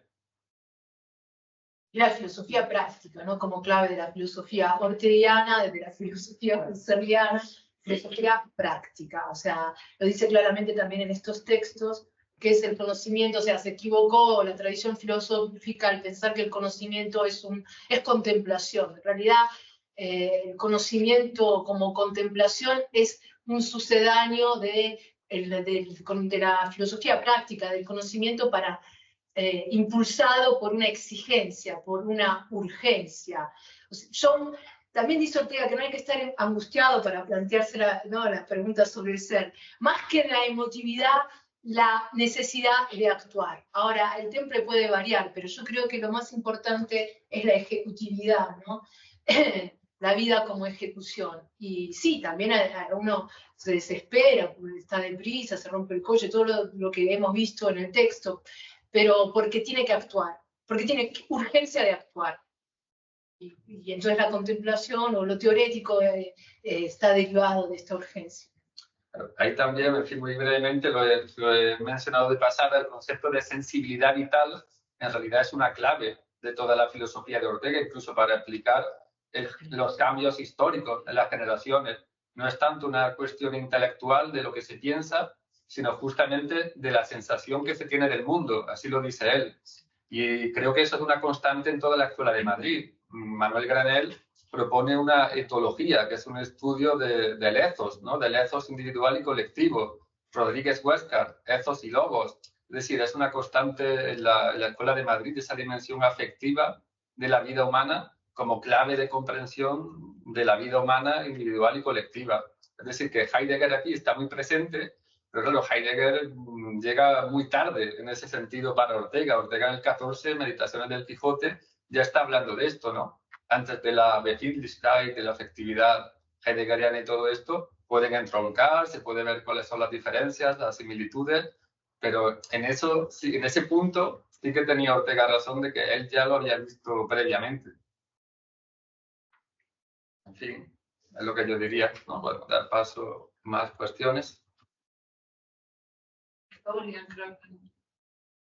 Tienes las manos allá. Sí, Victoria. Victoria, ¿cómo no? Si quieres. Sí, hola, buenas tardes. Gracias y disculpad que no estoy ahora mismo en una situación que pueda enchufar la cámara. No sé si se escucha bien.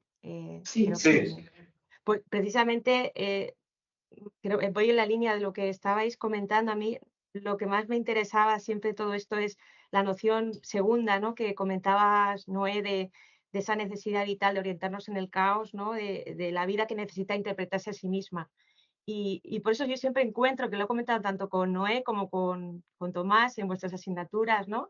Que siempre noto como con con muchos ecos de John Dewey, de James, pero me ha llamado la atención que María, que la pregunta era si podía ser para la profesora María, sobre si nos podía ampliar un poco sobre estas tensiones que ella encontraba con el pragmatismo, porque es algo que seguramente quizá una lectura mía un poco superficial todavía, siempre encuentro como muchos ecos ahí, ¿no? Y ahora al ella plantearnos, ¿no? Esas tensiones que hay, que Ortega comenta sobre el pragmatismo, si nos podía ampliar un poco y también indicarnos, o María, si nos podías, María, a los que nos gustaría pues extendernos un poco más en este tema, pues si nos recomiendas algún texto sobre esto de las tensiones con el pragmatismo que Ortega plantea.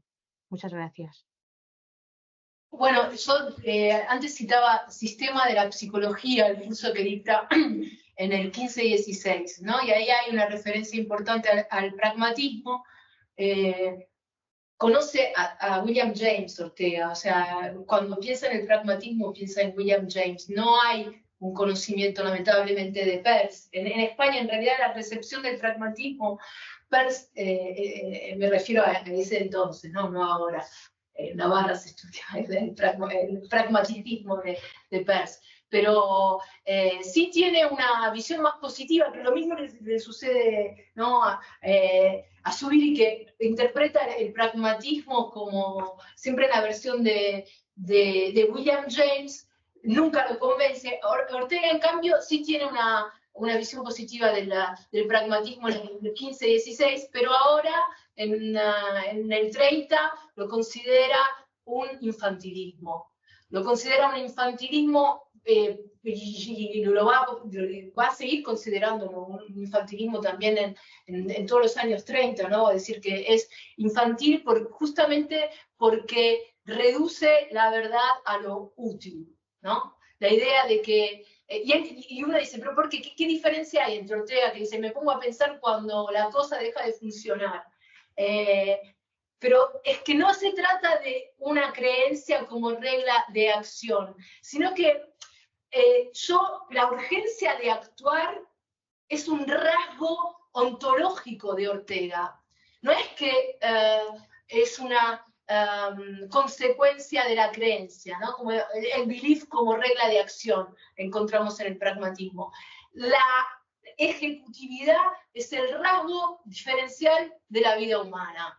Y sí tengo que saber a qué atenerme, ¿no? Y elaborar algo, el ser que es verdadero. No es que es un derivado de la utilidad. Por eso dice, tiene algo de verdad el pragmatismo, pero es una verdad centrifugada. Y una verdad infantil, y una verdad que crea, ¿no? Es el ingreso de la filosofía, ¿no? De Norteamérica en la historia de la filosofía. Bueno, él tiene, ¿no? Esa visión de los pueblos jóvenes, ¿no? Lo mismo dice de Argentina, una visión discutible, cuestionable, pero es cómo entiende, o sea, la ejecutividad. no como consecuencia del belief, sino como rasgo diferencial ontológico, ¿no? del hombre. Creo, no sé si te he respondido. Sí, muchas gracias, María. ¿Podrías repetir el título del texto que nos recomendabas? Donde aparece la visión positiva, Sí. o sea, el sistema de la psicología. Es el curso que está... El tomo 7. El tomo 7 de las obras completas. Muchas gracias. Muchas gracias. Sobre ese punto, solamente una referencia a Victoria sobre el pragmatismo. Un compañero, Rodolfo Simón Gutiérrez, o Gutiérrez Simón, disculpad, no recuerdo el orden del apellido, hizo su tesis doctoral justamente sobre Ortega y el pragmatismo. Y se puede, vamos, está disponible, se puede descargar en PDF y profundiza en esta cuestión para que le interese. Es muy interesante. Muchas gracias, Noé. Pillarino, sí. No te escucha. Pues ya le paso. A ver.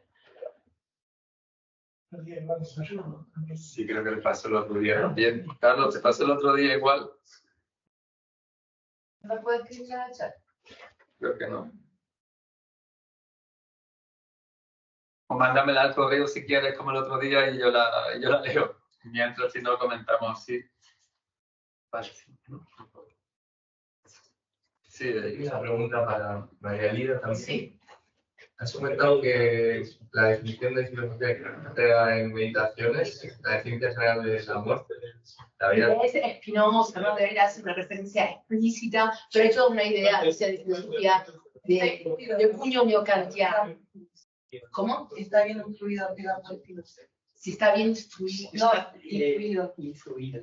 bueno, yo no es que conozca muy bien la filosofía de Spinoza, se sé de esta referencia explícita que hace Spinoza. Lo que sí notaba, pero vamos a escuchar la pregunta, la presencia del neocantismo todavía en Meditaciones del Quijote. La pregunta... Sí, que a ver si podrías profundizar un poco más en por qué la ves es más alejada que las que hemos comentado hoy en estos textos. Bueno, porque ahí habla de justamente de la selva, ¿no? De la selva ideal, de la tácita fisonomía de las cosas, de la impresión como una saeta forastera que hiere, del concepto, del esquema ideal, de la necesidad de un esquema, de poner orden, ¿no? Decía, otra imagen fuerte de Ortega es la cosa escupe el sentido, como si no se tratara de algo organizado internamente, ¿no? Sino del fruto de una operación intelectual, una suerte de constructivismo que todavía está presente en Meditaciones del Quijote, también en la idea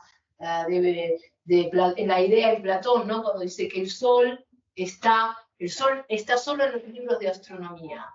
Esto es neocantismo puro, ¿no? Lo que pasa es que Ortega a veces también copia cosas de sí mismo cuando se encuentra, lo comentábamos con Noé, en un momento ulterior de su íter especulativo. Entonces uno dice, ¿pero qué pasó acá? ¿Fue hacia atrás? Pero porque como es tan fuerte también la escritura de Ortega y la belleza de la imagen, a veces encontramos una imagen que pertenece a un momento anterior, si atendemos, ¿no? al nivel de la reflexión, de la especulación. Pero yo creo, aquí lo dice claramente, la cosa no es fruto de una construcción. Lo que es un fruto de una construcción, lo que es un escorzo finito de lo infinito, de lo temible, de lo tremebundo, que es el futuro, es el ser de la cosa, pero no la cosa. La cosa ya está ahí, sitiándome, obstaculándome, halagándome, ya está organizada internamente, no es fruto de una operación intelectual la cosa. Dice, ¿no? Ya antes hay una superación en el 13, sensación, construcción, intuición, lo dice claramente, ¿no? No es la sensación de más puro sonido, ¿no? No es una construcción, los neocantianos, sino que es una intuición, dicen sensación, construcción, intuición. Aboga claramente por la fenomenología y por la intuición y no por la construcción a través del concepto, que es reconducible al neocantismo, a sus maestros de Marburgo, ¿no? Coeminator. Sí, pero repite, ese punto es muy importante porque yo tengo un artículo que hice exactamente sobre eso. Meditaciones de Quijote es un libro de encrucijada, porque hay elementos neocantianos y elementos fenomenológicos. Y un elemento claramente neokantiano es cuando Ortega dice, explicando la distancia, yo oigo el sonido de la oropéndola y después lanzo ese sonido a la distancia. Claro, yo oigo el sonido de la oropéndola cerca o lejos inmediatamente. No hay ninguna construcción por la cual yo lance el sonido después a distancia. Yo veo la viola a distancia, no veo la imagen y construyo la distancia, no. Y eso es constructivismo. Y entonces en Meditaciones del Quijote hay elementos radicalmente fenomenológicos, por ejemplo, toda la descripción del bosque es radicalmente fenomenológica, mientras que la construcción de la distancia es neokantiana. El concepto de cultura que aparece en la meditación preliminar es también neokantiano, porque la cultura es la cultura superior, y eso es absolutamente neokantiano. Y en ese el rol va a estar Ortega casi siempre, hasta casi el final, hasta quizás en Rebelión de las Masas ya la cultura deja de ser la cultura. Bueno, en la Andalucía y otros ensayos en ese momento, el 24, y sobre Frobenius, cuando la cultura ya es más cultura universal, general, pero hasta entonces la cultura es cultura superior, eso es neokantiano. Y entonces, y en Meditación del Quijote también hay cultura inferior. Es decir, el martillo, por ejemplo, pues no vamos a decir, el martillo es cultura humana, pero no vamos a decir que es cultura superior. Y sin embargo es un ejemplo de cultura. Entonces, hay una oscilación en Meditaciones del Quijote. Y lo que dice María Lida, el ejemplo del sol, por ejemplo, que aparece en 1912 y aparece en el ensayo de estética, es absolutamente neokantiano. El sol que yo veo no es el sol, nos dice Ortega, es la imagen del sol. Claro, yo no veo la imagen del sol, veo el sol, más aún. El sol que veo es ejecutivo, porque si lo veo me quema. Yo no puedo mirar el sol. Si fuera la imagen del sol, yo podría mirarla, o miro una fotografía del sol, que es la imagen del sol. Pero el sol real, que nos ilumina, yo no puedo mirarla.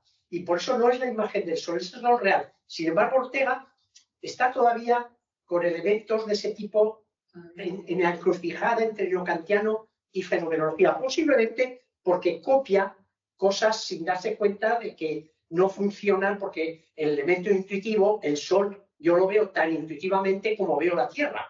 Exactamente igual. Y sin embargo, en uno, el sol, yo veo la imagen del sol y no veo la imagen de la Tierra. O sea, hay ciertas incoherencias de ese tipo que se deben, pues posiblemente, yo creo que muchas veces, a la rapidez de la escritura y a que posiblemente no tiene interlocutores en los cuales discuta todas estas cosas. Porque en las discusiones es cuando se ven todos estos detalles. Carlos, te vemos de vuelta. ¿Puedes intentar hablar? No. No. Te digo, si quieres, mándame al correo la pregunta, como la otra vez, y yo la puedo leer. Hay un problema con el micro. Alguien quería, a mí, una pregunta a los dos que me surgió de lo que dijeron ahora. Esta urgencia de actuar en Ortega, ¿no sería justamente esta la experiencia vital de la muerte?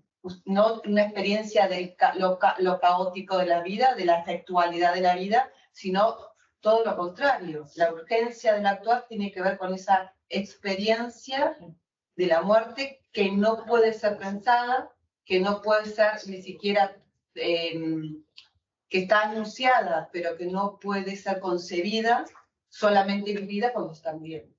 Entonces, si, no sé. Dice que no hay experiencia de la muerte. Por eso, y entonces, No hay. pero y esta urgencia del actuar, Yo sé que sería un modo de ser una experiencia de la muerte. Yo diría, No sé, díganme los dos, ¿eh? yo no diría tanto de la muerte, que es un más hegeliano, ser para la muerte, literalmente, ¿no? En su todo y todo esto, sino experiencia de la experiencia de la finitud, que yo creo que es un matiz diferente. Y todo eso viene de toda la tradición, ya desde Séneca, claro, sobre la brevedad de la vida, sobre la vida es breve, entonces hay que tomar decisiones, etc. Pero eso no es tanto la muerte, sino la finitud, que es, yo creo que es diferente. Sí. Y buscarnos el ser es forjar el siempre de las cosas, porque tengo que saber, ¿no?, a qué atenerme. Entonces, las cosas van y vienen, no es que las construyo, pero desaparecen, dejan de funcionar, se rompió el juguete, como decía Maradona, pero yo preciso forjarme el siempre. Y dice, sé que tengo los días contados, pero no tengo experiencia de la muerte. Entonces, el correlacionismo es algo que sí se mantiene en los textos orteguianos. Es muy interesante eso, ¿no? La diferencia entre la experiencia de la finitud y la experiencia. Sí.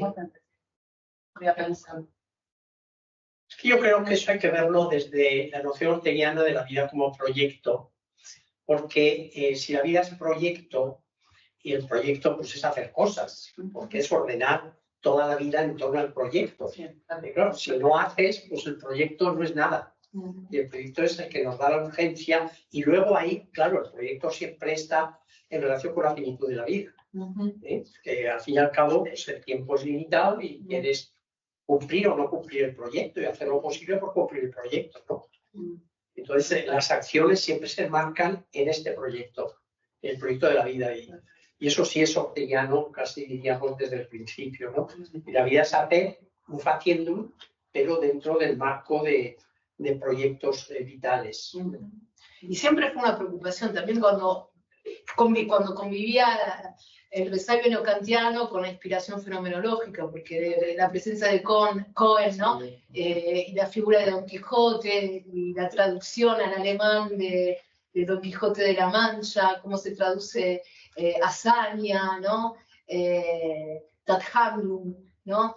Ha sido traducido a hazaña, y esto le impresionó a Cohen y le impresionó a Ortega, ¿no? Que la traducción de hazaña fuera Tathandlung, ¿no? Y por eso Futurición algunos lo interpretan en sentido neocantiano, Claro. y otros, como nuestro punto de referencia, lo interpretan más en el sentido fenomenológico. Bueno, hay María Elida, en relación con el tiempo, que me ha encantado tu interpretación desde la fenomenología del tiempo, del conocimiento. Hay en Ortega, en el texto que publicaron en el último tomo el texto rechazado del comienzo de la lección quinta de qué es El hombre y la gente, termina Ortega con un párrafo sobre el tiempo que es maravilloso, porque es de una factura husserliana absoluta, y es un resumen de la noción husserliana del tiempo impresionante. ¿Cuál es el texto? Pues es un texto de 1950, 49-50, el final del comienzo de la lección quinta del hombre y la gente. Pero esa es la exposición Del hombre y la gente, un párrafo que Ortega ha deshecho, que es muy interesante. Yo lo analizo en el artículo que escribí en Arreo sobre la visita de Husserl a Ortega. ¿Cómo se llama el artículo? El artículo es la visita de Ortega a Husserl, Bueno, y lo comento ahí ese texto, porque termina precisamente con un resumen del tiempo que es maravilloso, absolutamente husserliano, con lo cual, precisamente en 1950, cuando ya para todo el mundo Ortega no tiene que ver nada con Husserl, reproduce un párrafo sobre el tiempo de Husserl pero impresionante. está incluido este final en Está en tomo 10, completas, claro, en en el el tomo tomo 10. 10. Sí. Como comienzo desechado de la lección quinta Ok, de hombre y la gente. perfecto. Le voy a leerlo con más. Animamos a los Carlos. asistentes virtuales, vamos, que cualquier pregunta es pertinente, que no es solo, como decía al comienzo, ¿no? Un seminario de especialistas, sino también, vamos, que está abierto a cualquiera que se interese por estos temas, así que anímense, que no haya golpes. Si nadie se anima, por insistir un poco, o sea, yo entiendo que el libro de Meditaciones del Quijote es esa encrucijada entre neocantismo y fenomenología, ¿no? Pero la frase en sí, la filosofía es ciencia general del amor, ¿podríamos coger esa frase y meterla en el texto de qué es conocimiento y sobreviviría, o tendría problemáticas el hacer esa sentencia? Sería buscar la unión que no está. Por eso es más neocantiano que fenomenológico. En este nivel hay una organización interna de las cosas que no depende de quien ama las cosas, ¿no? Ahí dice, no se hace el juez de las cosas, sé su amante, dice Ortega en Meditaciones del Quijote, ¿no? Porque no hay que juzgarlas, hay que amarlas. Y amarlas es buscar la conexión entre cosas que de suyo no están conectadas. No están conectadas ni internamente ni entre ellas. Por eso no es tan fenomenológico. O al menos desde cierto punto de vista. Claro, tienes razón, es que la fenomenología en realidad es filosofía, y filosofía es teoría. Y en la teoría, como teoría, pues no es amor. Otra cosa es que el filósofo, en cuanto se constituye en filósofo, porque ama la humanidad o ama que la humanidad se desarrolle desde una perspectiva del amor, que es la tesis de Husserl. Pero claro, el fenomenólogo no, como tal, es espectador desinteresado, porque tiene que describir la vida de modo estricto, tal como se le presenta. Y eso, pues, otra cosa es el interés que tiene para constituirse en filósofo o en fenomenólogo, ¿no? Entonces, claro, la filosofía no es la ciencia del amor, sino que la filosofía es teoría. Es decir, tú no puedes meter interés en ese sentido en la teoría, aunque haces teoría por interés. O sea, te constituyes en filósofo, y esto lo explica Husserl muy bien en las lecciones de Londres, por interés en la reorganización de la humanidad. Pero al hacer teoría, tienes que ser estricto. Y tú no puedes describir las cosas con ese cristal, diríamos, porque entonces ocultarías cosas, por ejemplo, la maldad de la humanidad. La podrías ocultar. Entonces tienes que ser aséptico, vamos a decirlo, teórico. Y eso es filosofía. Y por eso, claro, efectivamente, no encaja esa definición en una visión fenomenológica de la vida. Pero bueno. Ahí, Pau, ya damos la palabra, pero solamente un comentario rápido sobre esto. Yo creo que también a veces hay que tener un poco cuidado cuando leemos esta frase de Ortega, que es de otro filósofo, y la toma él. Por ejemplo, en el tema de nuestro tiempo, un ejemplo claro. En el capítulo 8, si recuerdo bien, sobre los valores vitales, cita a Nietzsche. Ponía a Nietzsche, ¿no? Como, ¿es esto la vida? Venga la vida otra vez. Pero claro, luego la noción de vida que está manejando Ortega en el tema de nuestro tiempo no es exactamente la nietzschiana. Sin embargo, aparece la frase ahí como si fuese una reivindicación de Nietzsche. Y yo creo que un poco aquí con Spinoza pasa igual, claro. Si se entiende en el sentido spinoziano del amor intelectualis como el amor de comprensión, como el amor a la comprensión, lo que estaba explicando Javier, como buscar el sentido, es decir, como al final el buscar el sentido de las cosas, claro, eso es el ejercicio de la filosofía. Y eso es lo que él también va a reivindicar, por ejemplo, en el obituario de Scheller, ¿no? Dice, ¿qué aporta la fenomenología? La fenomenología aporta la recuperación del sentido. El mundo, en lugar de ser hechos positivos, brutos, comenzó a tener sentido. Si eso es lo que hace la filosofía y eso es el amor intelectualis, en el sentido de Spinoza, quizás Ortega está recuperando la frase de Spinoza, pero con un sentido diferente. A eso me refiero. Y yo creo que eso lo hace mucho. Igual que cuando toma, por ejemplo, la frase de Fichte, filosofar es no vivir. Claro, toma la frase de Fichte, pero la noción de filosofar que está tomando Ortega no es la de Fichte, es la suya. Entonces, yo creo que Ortega pasa mucho esto, ¿no? Que toma frases de otros con un sentido diferente. Y hay que tener un poco cuidado, ¿no? Me parece. Pero bueno, una apreciación. Bueno, le damos a Andrés. Sí. Hola, buenas tardes. Bueno, lo primero de todo agradeceros que hagáis este seminario, sobre todo para los que estamos tan lejos en las Islas Baleares, que es, pues, hay una dificultad de movimiento notable, ¿no? Por razones eminentemente geográficas. A tenor de lo último que ha dicho el profesor San Martín sobre el concepto de teoría, yo cuando ya había leído estos textos, pero ahora cuando los he vuelto a releer, me he dado cuenta de un aspecto que creo que quizás sería interesante compartirlo y a ver qué os parece. En Imperialismo de la Física, en la página 329, acaba con la oposición entre la vita contemplativa y la vita activa. La vita contemplativa es la vita, el bios theoretikos, ¿no? De donde viene pues la teoría, el hacer teoría, el theorein. Y hace referencia a Marta y María, no dice nada más. Marta y María es la pericopa evangélica que está en Lucas 10, 38. Unum porro es necessarium, una sola cosa es necesaria, María ha escogido la mejor. Y luego, ya en la página 329, que son textos que también aparecen en ¿Qué es conocimiento?, que es un libro que yo hago leer todavía a mis alumnos, o ya circula en fotocopias, por eso lo que ha dicho Noé, yo creo que es muy pertinente, ojalá se vuelva a reeditar y se reedite competentemente, porque mis alumnos particularmente están desesperados. Ahí dice que insiste en la idea de conocer es buscar el ser de las cosas. Dice, bueno, vaya frivolidad, ¿no? Como si el ser fuera como una llave que se ha perdido. Y luego señala, antes decía yo que el saber es propiamente saber el ser de algo. Ahora vemos lo que esto significa.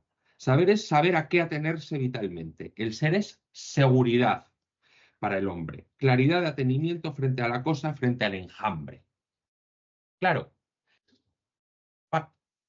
yo la interpretación pragmatista la descartaría inmediatamente, porque lo entendería más bien desde una concepción hermenéutica en que buscar el ser de las cosas, aquello que no me es manifiesto y que necesito interpretarlo, es hacer justicia a las propias cosas con las que inexorablemente me las tengo que ver. Que curiosamente ahí la aparente oposición entre la vida teorética y la vida práctica o la vida activa, resulta que es que la teoría es una exigencia vital. Que no es una contemplación absurda o quietista en la que uno se quede embelesado sin más, que podría ser una primera lectura tanto del texto de Aristóteles en la Ética como de la Pericopa Evangélica, sino que es un estar atento a lo que las cosas realmente son. Es decir, ¿para qué? Pues curiosamente, para salvarse, ¿no? No en sentido teológico de salvarse, sino en el sentido de subvenir a la propia circunstancia, para saber qué hacer. Y yo ahí creo que se articulan de una manera muy curiosa las dos formas de vida, el bios theoretikos y la vida activa. Entonces, claro, la altura de los tiempos, lo que él señala a propósito del imperialismo de la física, que es, bueno, parece que es como una ciencia burguesa, porque lo que el ser humano lo que quiere es intervenir en la realidad y acomodarse en ella. Sí, pero mi pregunta es, ¿acaso cuando filosofamos no tratamos también de acomodarnos o, mejor dicho, encajarnos en la vida a través de darle sentido a aquello que no conocemos? Esa sería mi aportación, o al menos como yo entiendo el saber a qué atenerse y o mejor dicho, lo que me ha llamado la atención de estos textos y de la conversación tan interesante que habéis llevado a cabo. Muchas gracias. Yo estoy totalmente de acuerdo, Andrés. Gracias a ti. Yo también, totalmente de acuerdo. O sea, la filosofía práctica es la raíz de la filosofía teorética para usted. Así que sí. Sí, al final, bueno, lo dice muchas veces, ¿no? Que todo auténtico pensamiento está dirigido a la acción y que realmente no hay propiamente acción humana si no es sabida, si no es pensada, ¿no? Si no es acción automática. Es decir, que de nuevo hay una correlación entre pensamiento y auténtica acción y viceversa, ¿no? Vamos, yo lo veo así también. Pero voy a añadir una cosa. Aun la filosofía práctica no es acción. Es acción en la medida en que es un hacer humano, pero ella misma no es acción. Es decir, la filosofía moral no es acción ética. Es filosofía y, por tanto, teoría para la acción, pero no acción. Y la acción solamente se da cuando la voluntad decide hacer. Y eso es otro plano, no es el plano filosófico. Eso siempre hay que tenerlo en cuenta. Ahora, claro, la filosofía siempre es para organizar la vida, pero ella misma no es la organización de la vida. Por eso algunos dicen, hombre, lo decía Javier Muguerza algunas veces, permíteme ser filósofo ético de moral, pero permíteme no tener que ser ético. ¿Sí? Dejarme mi vida. ¿Sí? Porque son planos distintos. Y eso es lo que yo quiero decir, que la filosofía es siempre, aún la filosofía práctica, teoría. Es decir, es saber y no hacer.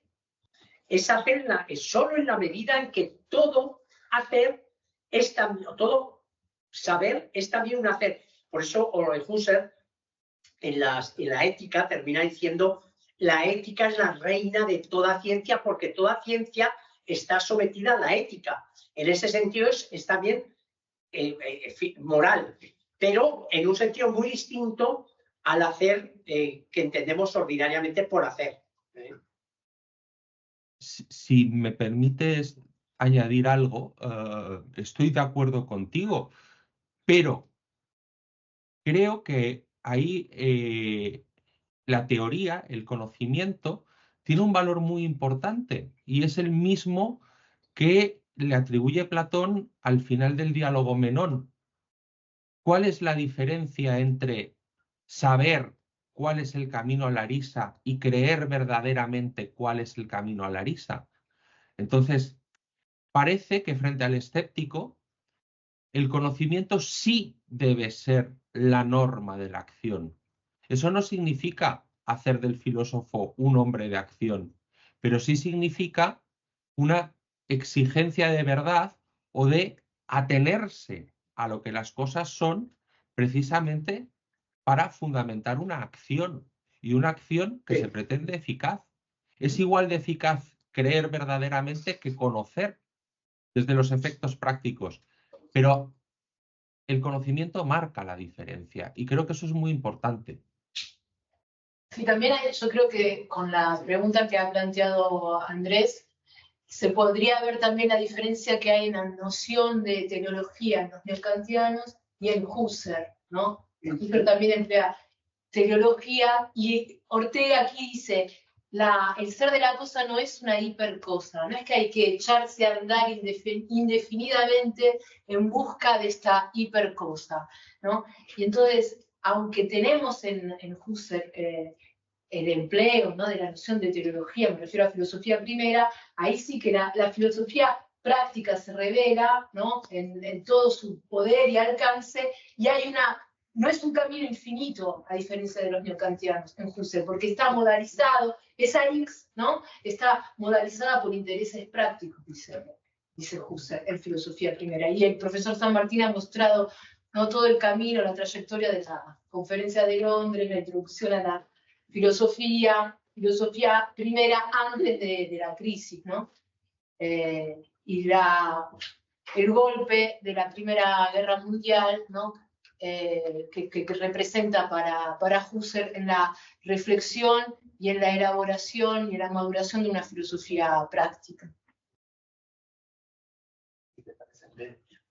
Solamente la pregunta de Carlos y ya cerramos. Vale, solamente para cerrar, vamos, y dejo a Javier la palabra para que cierre el seminario, solamente por leer la pregunta de Carlos para que no se quede, de Carlos Villarino, para que no se quede en el aire, y la dejamos planteada para la próxima sesión, porque tenemos que cerrar ya, porque en 15 minutos tenemos otra sesión de seminario que os invitamos, como digo, a participar. Quien quiera quedarse me puede escribir a mi correo en exposito@fsoft.es y yo le mando el enlace para quien se quiera conectar. Leo la pregunta de Carlos y ya. Dice, Ortega conduce la pregunta del título a por qué cambian los tiempos y señala que para ello es preciso el cambio de la sensibilidad vital. Pero este cambio, señala Ortega, exige no solo que se predique una nueva idea o sentimiento, sino que estos sean adoptados por las masas. Pues bien, esta adopción de una idea y sentimiento, señala Ortega, exige que estén ya preformados y nativos en las masas, que exista una predisposición radical y espontánea. ¿A qué responde esa predisposición? ¿No supone esa predisposición para adoptar una idea y sentimiento nuevos una cierta fatalidad o inevitabilidad histórica? Es decir, deja la pregunta planteada. La próxima sesión es el 16 de mayo a las 5 horas de España. Ah, la deja, no le respondemos. No, se queda ahí porque tenemos que cerrar. Que cierre Javier. Para pensar. Cierre Javier. Sí, no, muchísimas gracias. Tenemos que cerrar porque tenemos que salir, aunque sea al servicio, porque empezamos en un cuarto de hora. Así que muchísimas gracias a todos los asistentes y bueno, pues los que quieran, les invitamos a seguir, que nosotros aún tenemos que trabajar durante otra hora y media o 2 horas. Muchísimas gracias y a los del seminario, pues para la próxima sesión, buenas tardes y buenos días los que estén en América.